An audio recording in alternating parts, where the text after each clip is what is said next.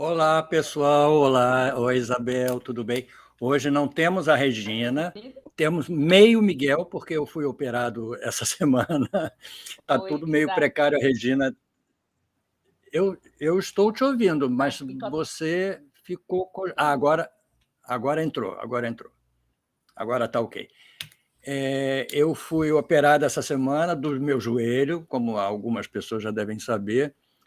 A Regina tá viajando, então nós vamos conversar com a Isabel Reis, que além de tudo que ela é, que eu já vou dizer aqui, ela é nossa ouvinte, ela nos acompanha no 247, o que talvez seja um dos fatos quase inédito, a gente fazer um programa com uma ouvinte nossa que não deixa de ser editora também, entendeu? Porque vocês nos ajudam muito. Mas a Isabel é psicanalista, psicóloga, se formou no serviço social, trabalhou na colônia psiquiátrica Juliana Moreira há muito tempo, Hospital Psiquiátrico Juliana Moreira, e Petrobras muito tempo, e ela ficou, pela própria contingência especializada em falar sobre o tempo, sobre todo o tempo que passa, e o envelhecimento, esses assuntos que nós gostamos de tratar aqui, entendeu? Para falar sobre tudo, sobre as pessoas que mantêm a mesma energia, que mantêm a mesma capacidade criativa, entendeu? Que isso não deveria se extinguir com o tempo. É isso, Isabel. Bem-vinda, boa tarde para você e sinta-se em casa. Ok. Está me escutando bem, Miguel? Ah, Eu tô te sim, escutando. está me Não, ouvindo? agora estou. Ah, então, pronto. Pois é um prazer muito grande para mim. Estou, assim, filiada aí, né, ao 247. Outro dia eu dizia a Léo que eu era adicta, né, porque eu estava completamente, além de filiada, viciada. Então, a maioria dos Isso é muito programas bom. É um vício bom, né, digamos assim. é um bom vício, sabe? Traz uma química muito boa e às vezes dá um sofrimento também, né? Mas, assim, É, muito feliz de estar aqui. Muito obrigada pelo convite. imagina. A gente pode bater um papo tranquilo sobre, sem se preocupar com o tempo, sobre o tempo, entendeu? Que isso que é o melhor Uhum. ainda. Isabel, você, Pois é. você Por que, como... que eu pensei, né? Diga, fala. Tá havendo um delay entre nós, mas tudo bem, a gente tenta se acertar. Escutando. Então, você quer que eu comece a Não, não, falar? não, pode falar, aqui a casa é sua, você faça desse lugar aqui a sua Oh, casa. tá bom, ficarei bem à vontade. Quando a gente conversou e eu pensei um pouco no tema, né? Primeira coisa barato da idade, eu achei assim fantástico esse título, porque eu nunca vi um título tão leve para tratar de uma coisa que tanto angustia, né? O barato da idade. Aí eu achei uma coisa assim bem retrô do meu tempo, né? Que a gente dizia é um barato, tal. E achei legal e fiquei pensando como é que seria isso. Eu não tive vontade de olhar a velhice, o envelhecimento, sob o ponto de vista desse dia a dia que a gente já escuta, né? No sofrimento das pessoas, né? Meu pai, ou é meu tio, essa coisa do dia a dia. Eu digo, vou pensar na questão do tempo como, assim, muito baseado em Rita Kell, né? Quando ela tem um livro que é o Tempo e o Cão, né? E aí eu gostei muito da forma que ela aborda, que está dentro da psicanálise, porque ela é psicanalista, né? E aquilo me encantou, assim, ver como que ela fala do tempo, passado, presente e o futuro, que é apenas, ela vê como apenas uma representação, né? Porque quem quer que sabe o futuro? O futuro a gente constrói, imagina, né? Para saber quando ele vai chegar, mas quando ele chega, ele é presente. E logo em seguida ele virou passado. Né? Então, na realidade, a gente não consegue respirar o futuro, né? A gente deseja. Esse é o grande. Isso é que segura a gente. é saber que a gente tem um desejo por um amanhã. E aí fiquei pensando assim, como é que esse tempo, né, ele vem assim, marcando a vida da gente em parcelas, né? Que se ritual, que vem a ser o peroninho, o batismo, essas coisas de casamento, quando é que vai ter mais um filho, quando é que vai ligar as trompas, quando é que você vai, né? Que tem todo um ritual que se São as marcas do tempo, né? Os capítulos do roteiro que a gente vive, né? As marcas do tempo, né? E tá ruim, eu estou te ouvindo mal. A conexão não está boa. Eu acho que deve ser a sua conexão aí. Exatamente. Os capítulos da vida. Mas vamos em frente, vai falando que a gente está te escutando bem.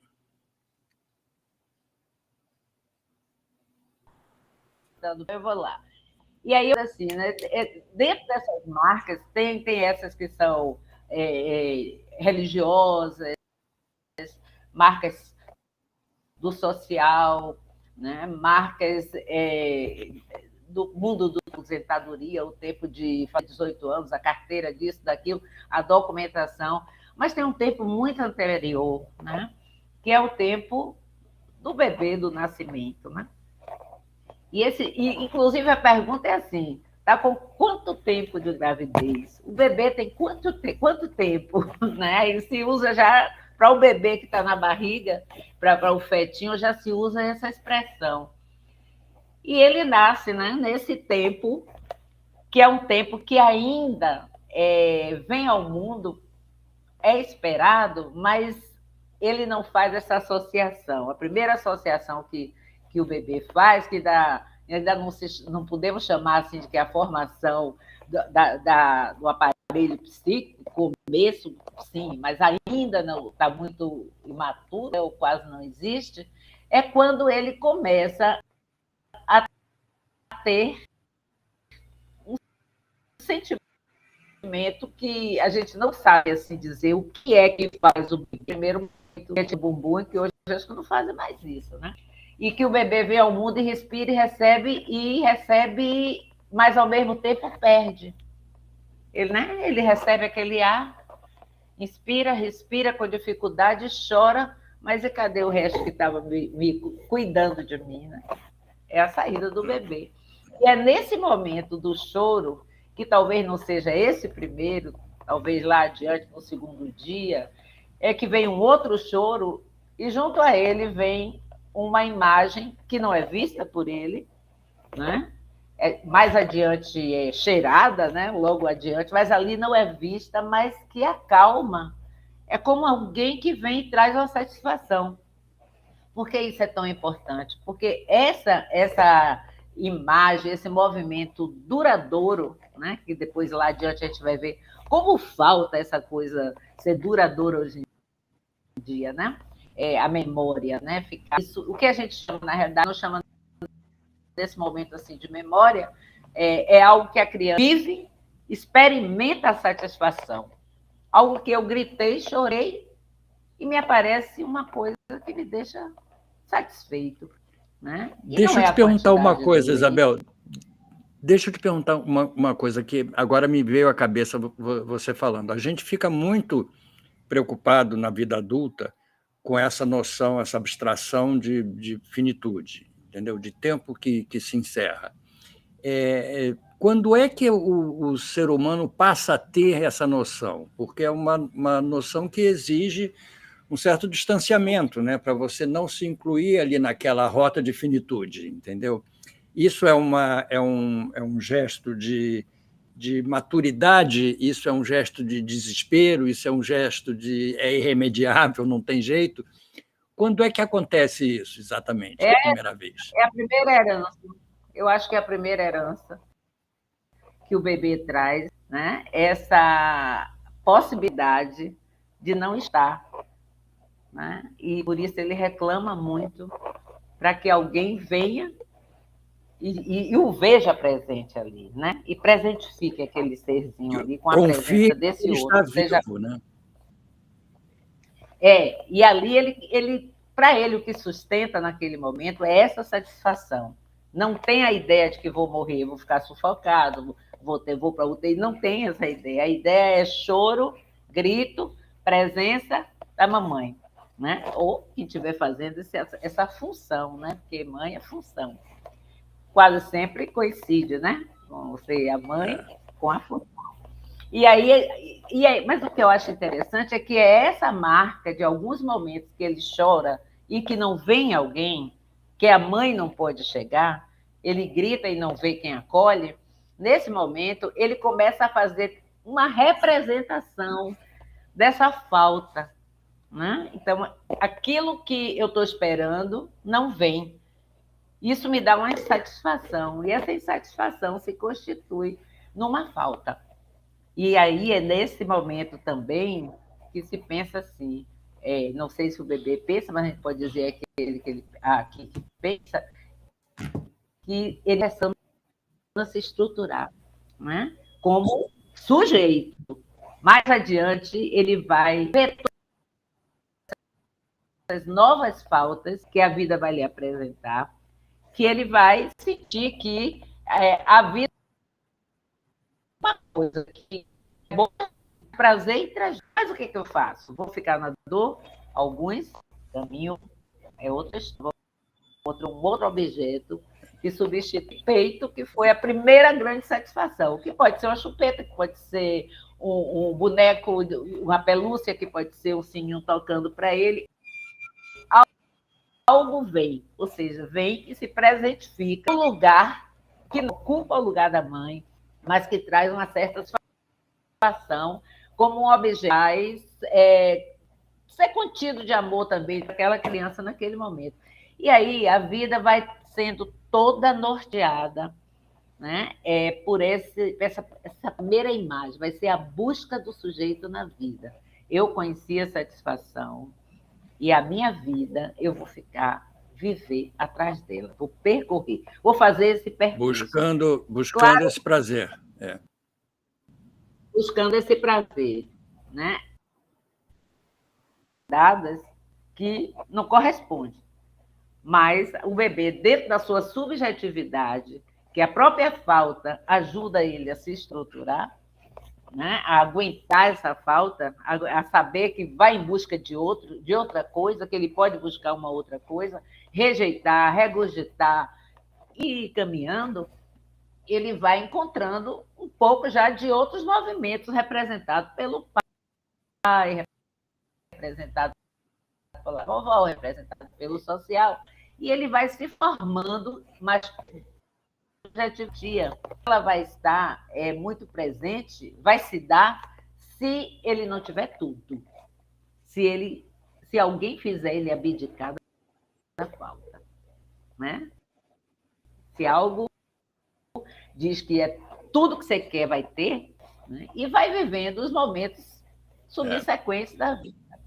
E aí constrói o seu passado mais digamos assim, mais, não diria maravilhoso, seu passado que vai lhe dirigir na vida, em termos de satisfação, prazer e não, ou não, gozo ou não, é essa experiência. Isso é uma experiência que a criança tem e leva adiante.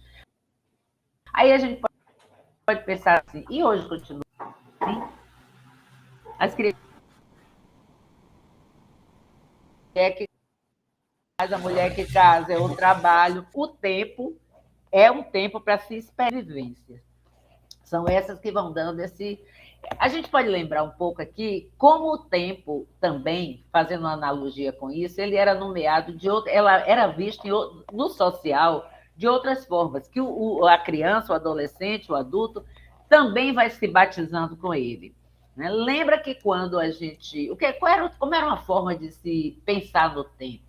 Né? Pensar no tempo, que aí a criança... Aí eu digo, as pessoas, o sujeito começa a entender, tem tempo para aposentar, tem tempo para assinar carteira, tem tempo para entrar ao trabalho, só que esse tempo era medido de uma outra forma. Primeiro era o tempo da agricultura, né? Que se falava assim, tá dando feijão, então nós estamos no tempo do frio, vai chegar o tempo do E era inverno. ligado à natureza, né? Ligado à natureza, ligado às Natureza, estações do ano. agricultura, as estações do ano. Então, você não ficava nesse tempo atual hoje, que é atual tempo. Hoje o tempo é curto em relação tão junto, tão cheio de coisas, que o tempo acaba não sendo algo que tem duração. Que é aquilo que houve com a criança. Ele teve duração, ele recalcou, por isso segue na vida dele. Ele traumatizou momentos que a mamãe não estava junto.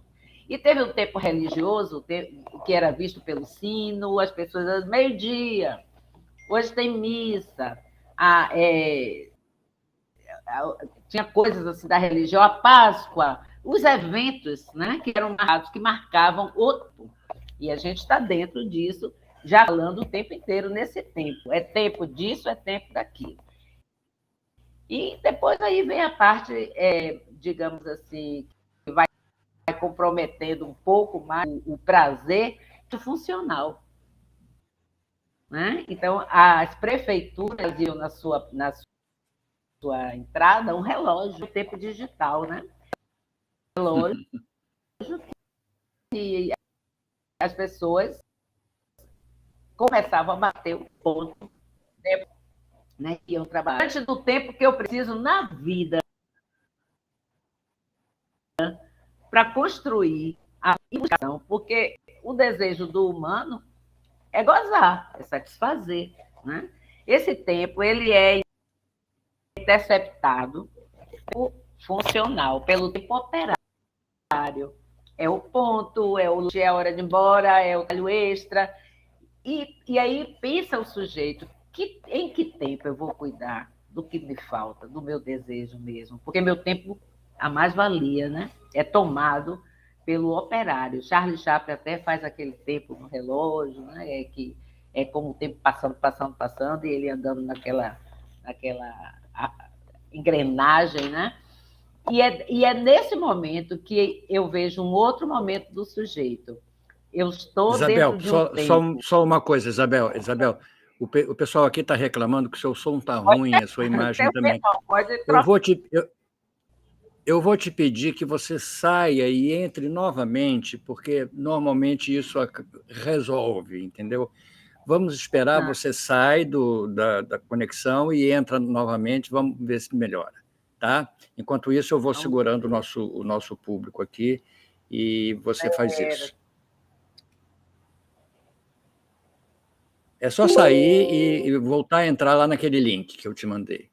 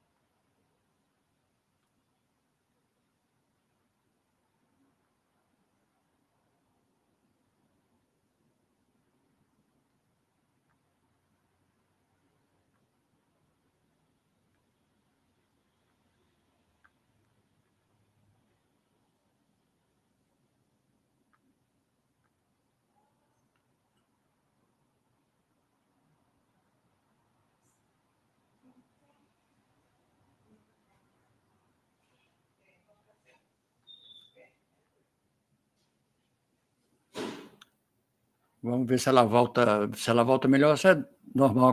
A Isabel está em Salvador, ou perto de Salvador, e realmente, às vezes, a conexão, depois dessa ventania de ontem, que quem está aqui no Rio e São Paulo percebeu, a nossa fragilidade aqui em casa foi grave. Aconteceram várias coisas aqui na varanda e eu estou limitado com a minha possibilidade de agir, e foi realmente difícil, mas vamos ver se ela voltou. Vamos ver se agora ela aparece melhor. Me ouvindo? Ok. Está me vendo ou me ouvindo? Estou te vendo. Espera aí. Tem duas de você. Agora está certo, agora está. Tá certo? Pronto, agora eu estou aqui e você está aqui. Eu sou mais habituada com o meu celular, usei o... Mas aí, vamos lá.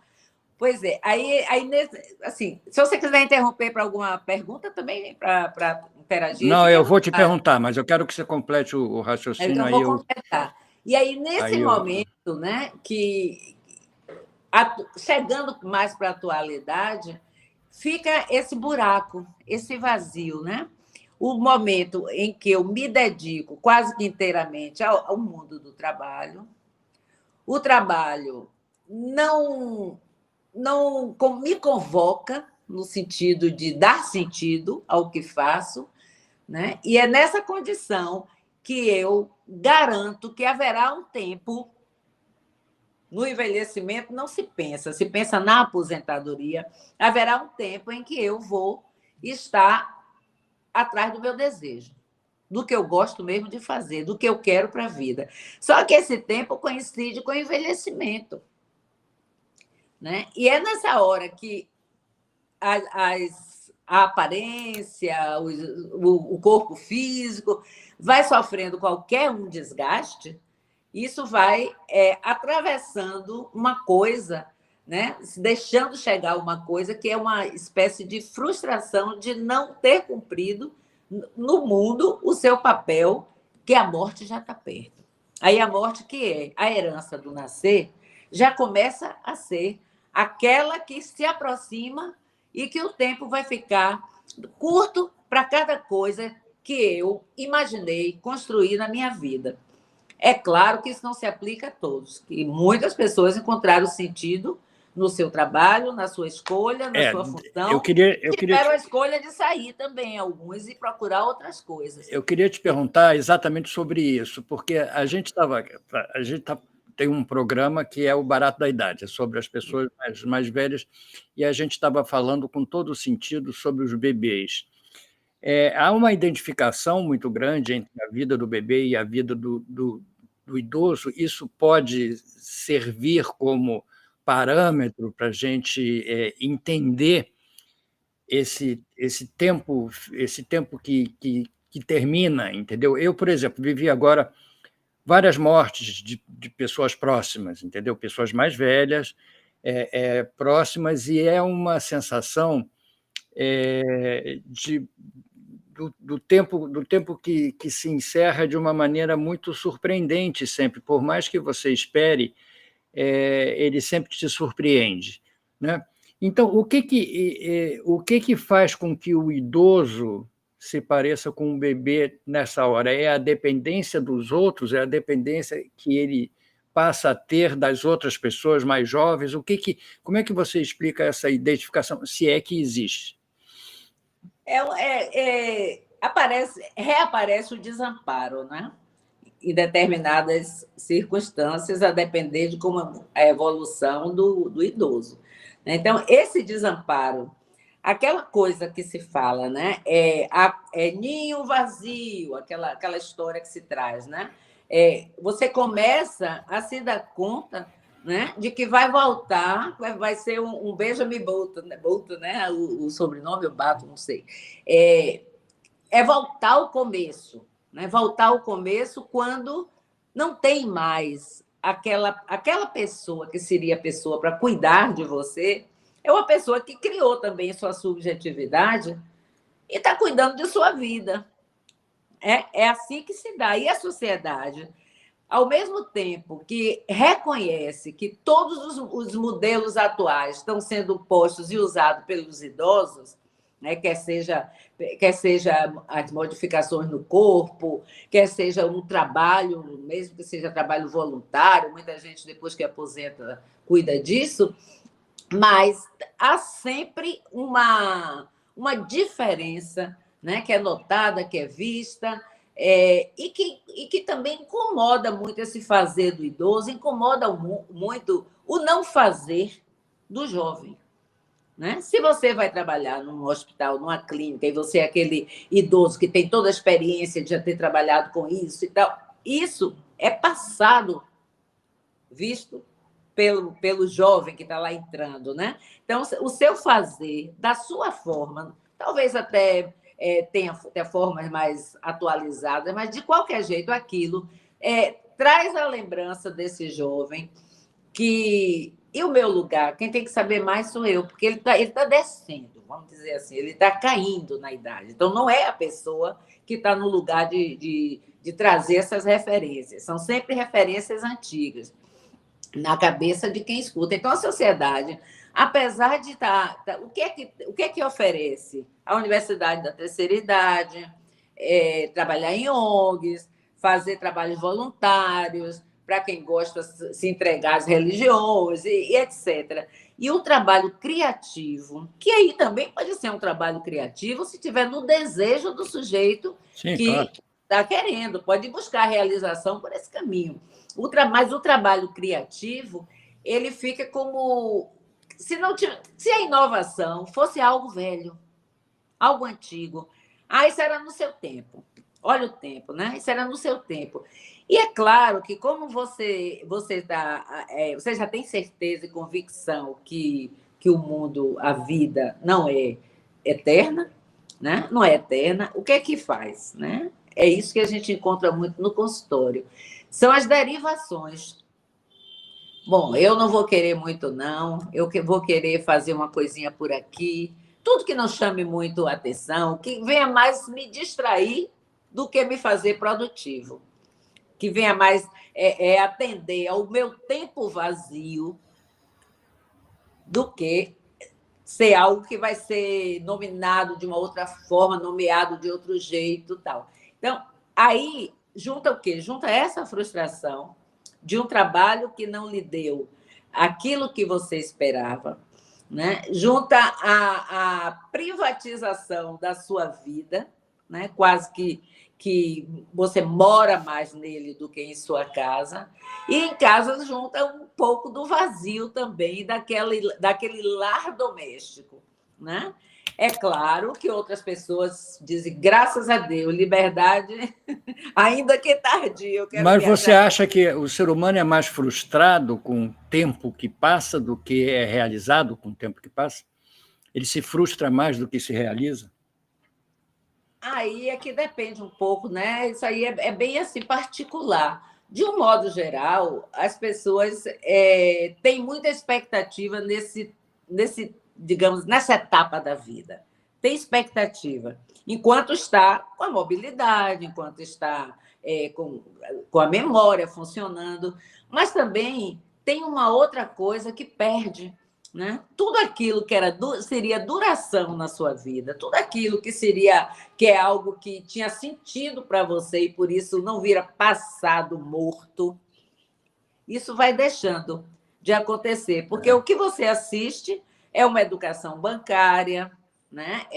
Ou seja, se você vai fazer um curso de alguma coisa, a maioria dos cursos, assim, aprenda isso que eu estou mandando. Hoje, né? Com a internet, então, aprenda isso, internet, né? Aprenda a usar a internet. Que é dito, e você não tem tempo de digerir, transformar isso naquele objeto inicial da vida, né?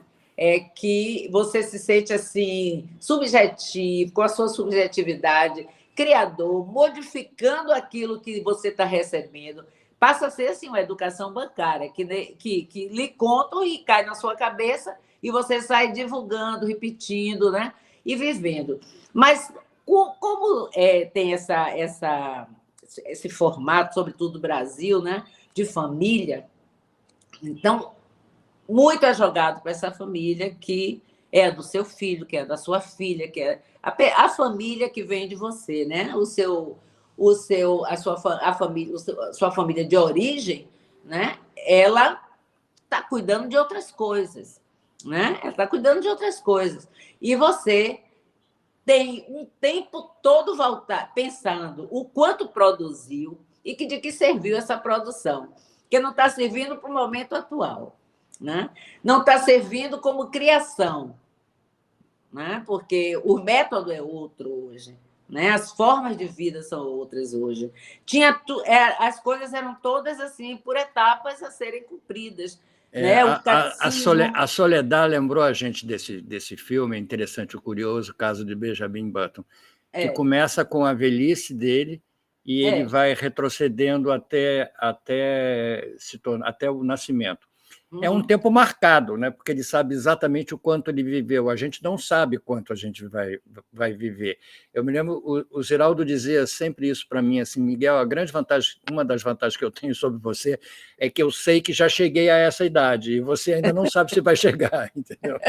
Ele chegou antes para lhe contar, né? Pois é. Então, o Benjamin Button é um pouco isso, quer dizer, você sabe exatamente o quanto viveu. O que isso tira o encanto da vida, entendeu? O encanto de viver. É esse mistério de quanto tempo a gente vai viver? Com certeza que a morte ela é uma definição, né, na vida das pessoas, eu volto a dizer, a partir do minuto que você respira. E ela lhe acompanha, né? Acompanha sim, porque você tem uma ansiedade, que hoje está muito na moda, né? Todas as pessoas precisam. É uma ansiedade de morte, da morte, né? É a ansiedade da morte eu o que quero dá. correr para fazer tudo para dar tempo. Né? Então, você passa por esse ciclo de ansiedade. Você passa por um ciclo de...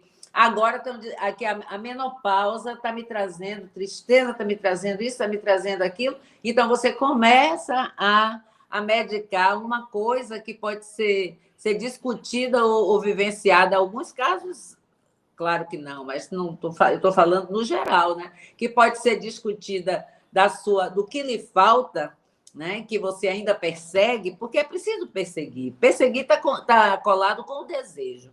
Né? Quando não há mais desejo, né? Aí a depressão, digamos, né? Se aproxima. Você falou uma coisa importante. Né? E isso acontece muito porque esse fast food que a vida oferece, de você aprender coisas que não estão mais no seu interesse, você já fez tudo que mandaram, né? Você já fez tudo, seguiu a reta. Agora, já que você não foi feliz completamente, digamos assim, ninguém é realizado completamente no seu mundo do trabalho, de repente você quer... uns querem tocar, outros querem entrar numa banda, outros querem fazer outras coisas. Ou querem simplesmente ficar com as pernas para cima em casa, em paz. O Brasil é o país que envelheceu, né? O país que aumentou muito a população idosa, entendeu?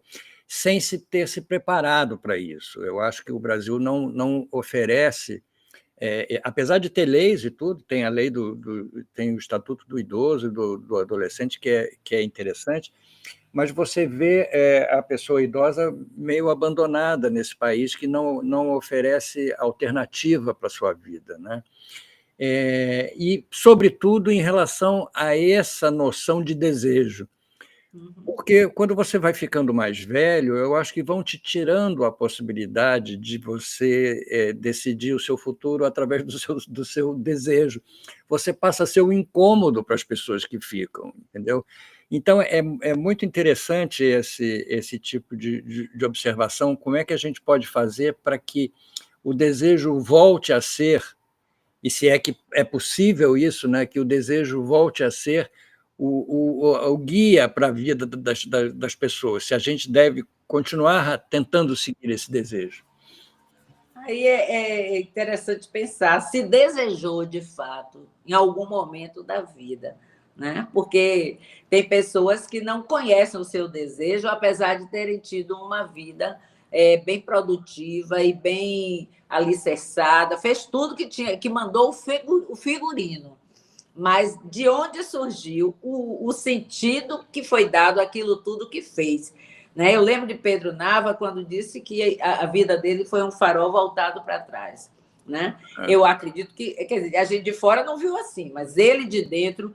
Mas ele era uma pessoa muito depressiva, né? Ele depressiva, tinha né?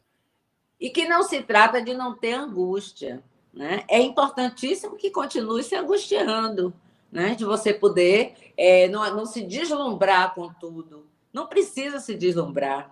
É uma outra coisa que também é um amadurecimento, junto com o emocional trabalhado, não equilibrado, essa palavra é meio boba, mas assim, que lhe leve a fazer, porque são coisas simples.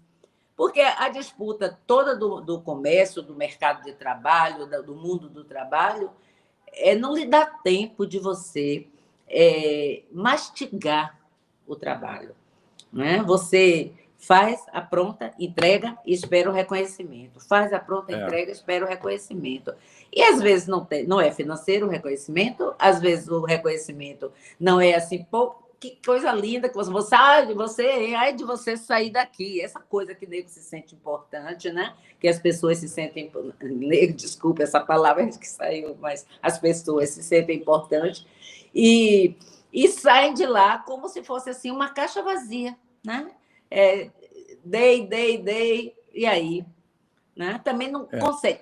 Por quê? Aí tem uma coisa, viu, Miguel, que é interessante a gente pensar. A depender de como você encontrou, né, essa mãe, quando eu falo mãe é função mesmo, né?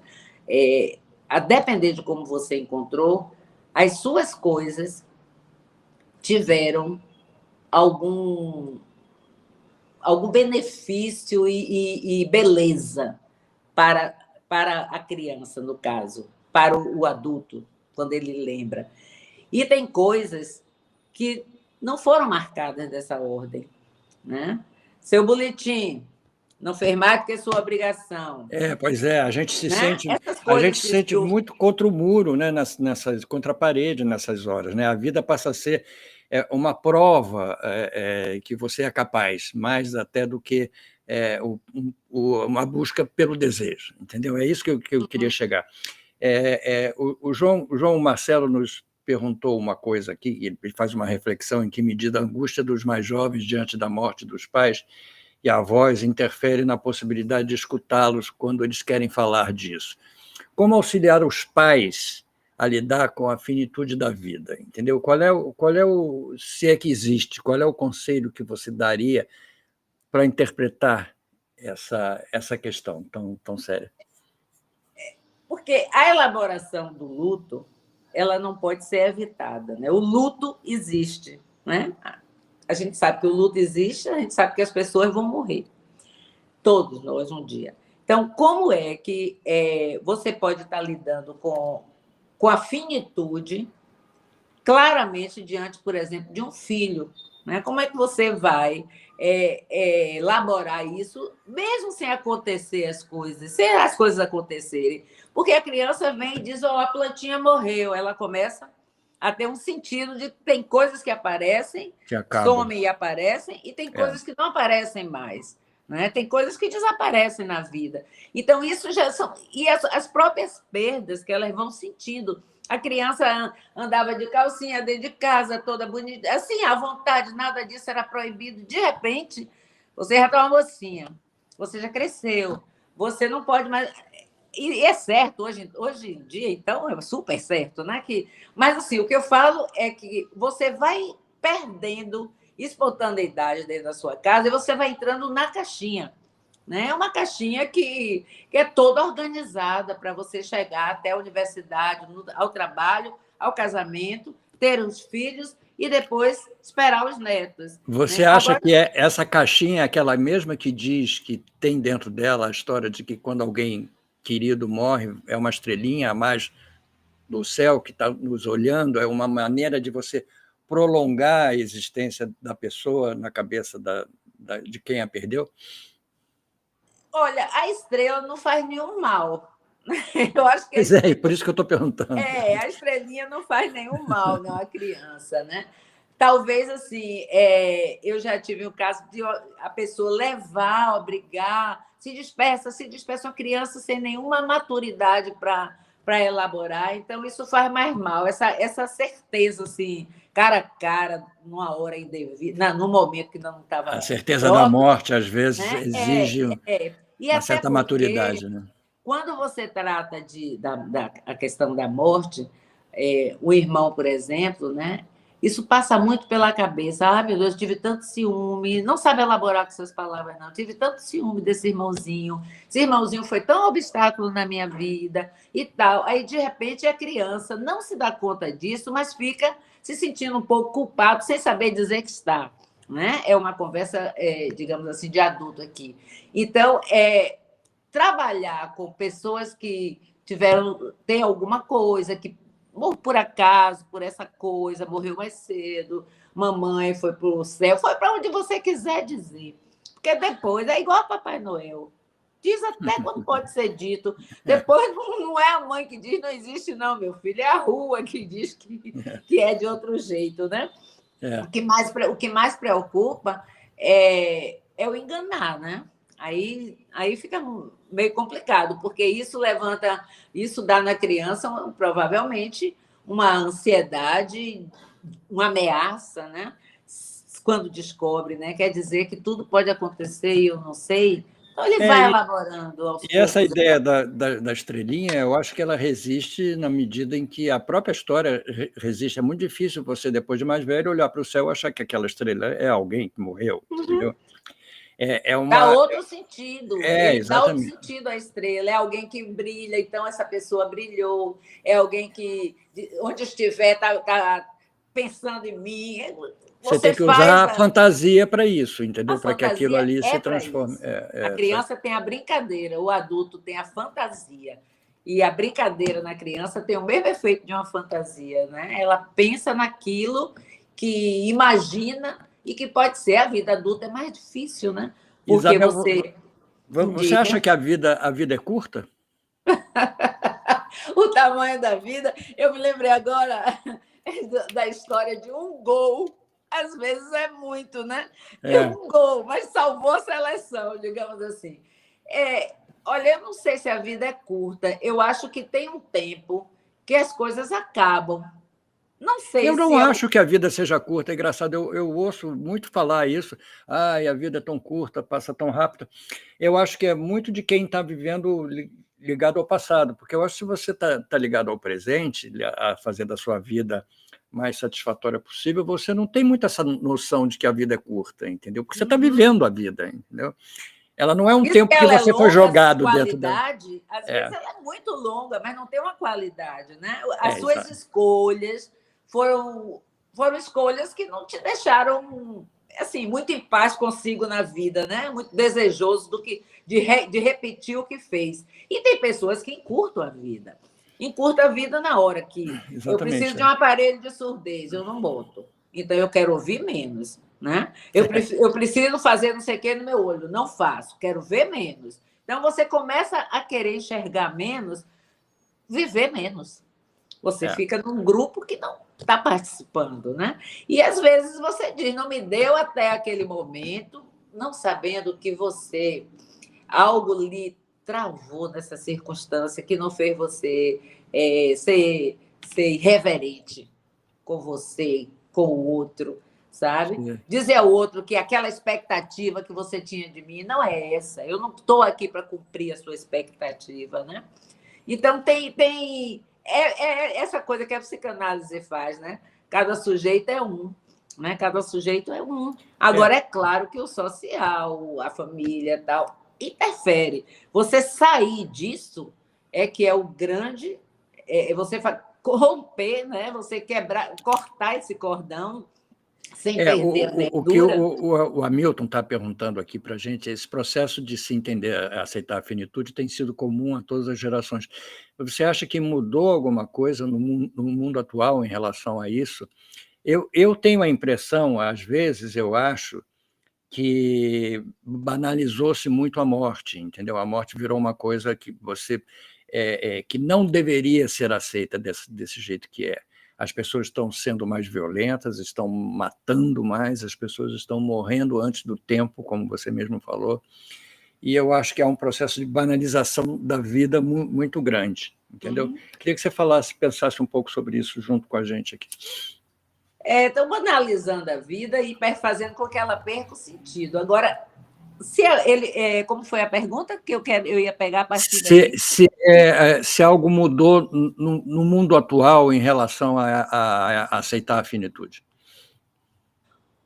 Eu acho ao contrário, sabe? Eu acredito que, diante de tantas exigências desse outro, que se torna um grande outro na vida da gente, que olha se está gordo, que olha se está magro, que olha se está cheio de ruga, que olha se está... você acaba na expectativa de uma infinitude até, às vezes, né, de um tempo muito maior para que você possa apresentar-se também nesse mundo social exigente hoje e seletivo, né? Seletivo. As pessoas... Olha, outro dia eu vi uma senhora dançando, bem senhorinha dançando, aliás, foi até no Instagram, e o cara dizendo, mas você não tem vergonha, não? Essas coisas assim, está dançando, dança do corpo dela. Né? Não tem uma dança dizendo que é aquela ou aquela outra dança. Então, eu acho que hoje as pessoas estão com muito mais medo de morrer. Que estão. Porque se entrelaçam muito mais com possibilidades da morte. Não é aquela morte natural que as pessoas, a grande parte das pessoas morriam como? Morriam dentro de casa, com a vela na mão, o caixão velado, aquela coisa toda que você já ia vendo que ali aquela pessoa não voltaria mais. Mas atualmente não. Atualmente você fica, primeiro, pela violência, né?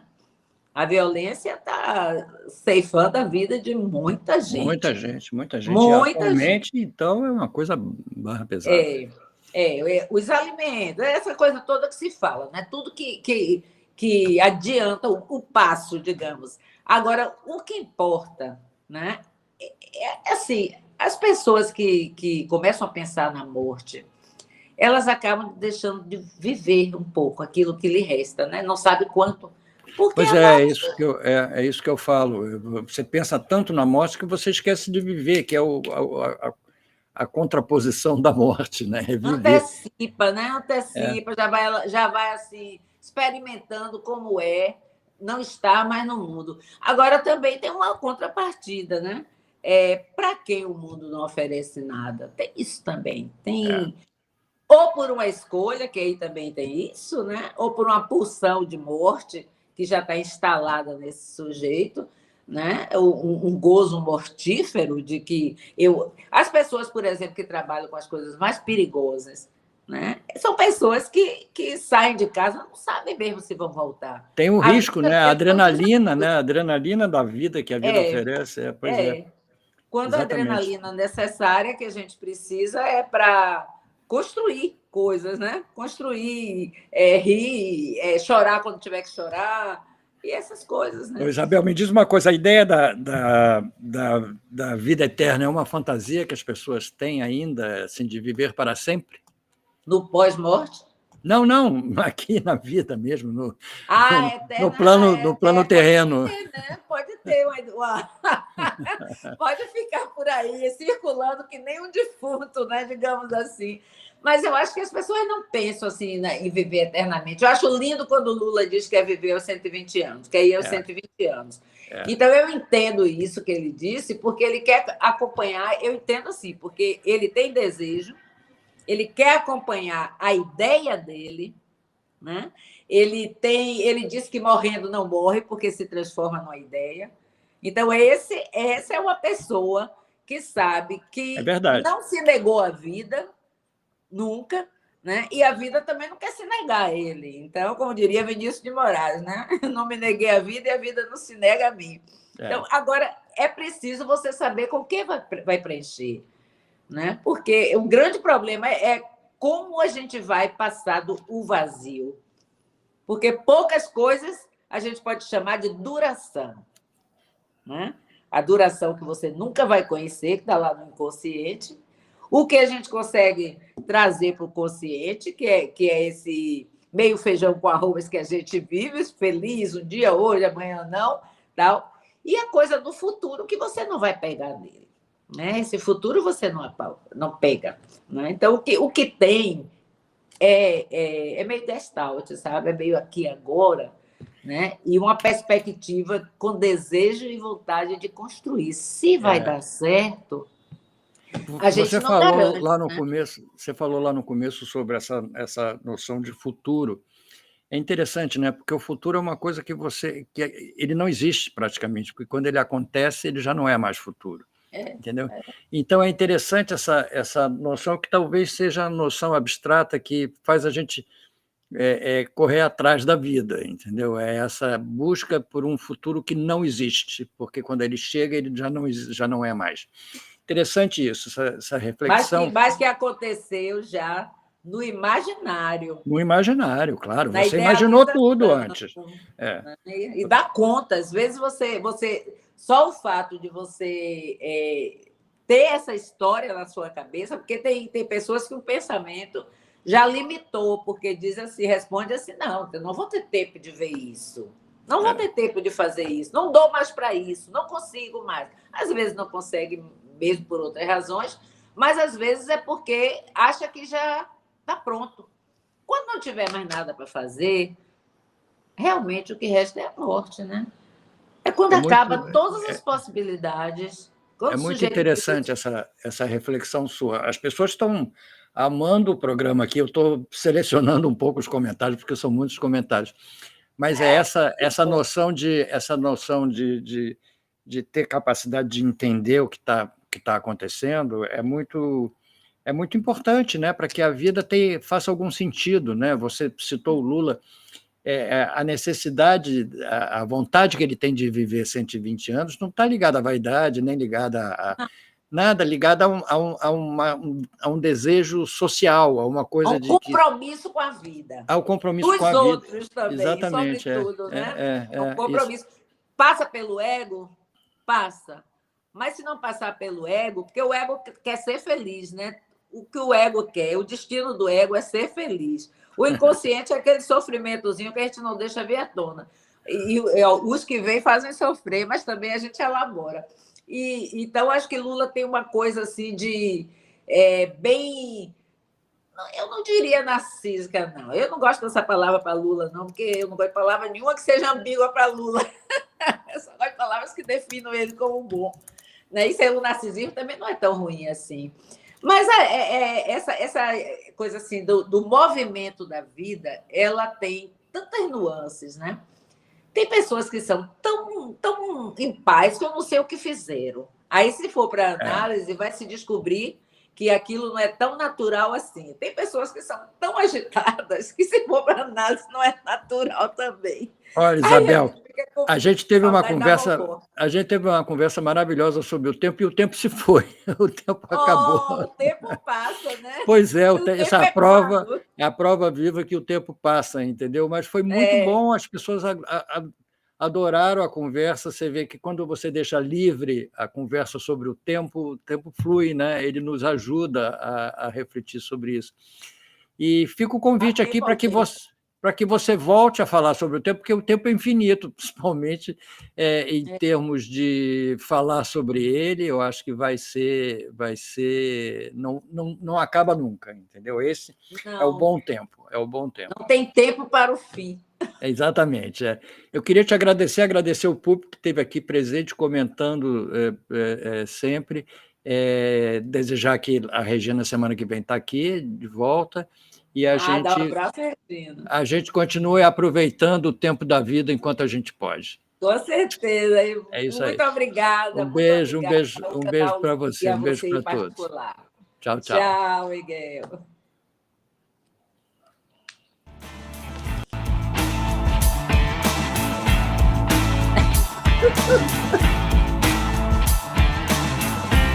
Ai, meu Deus. Parada.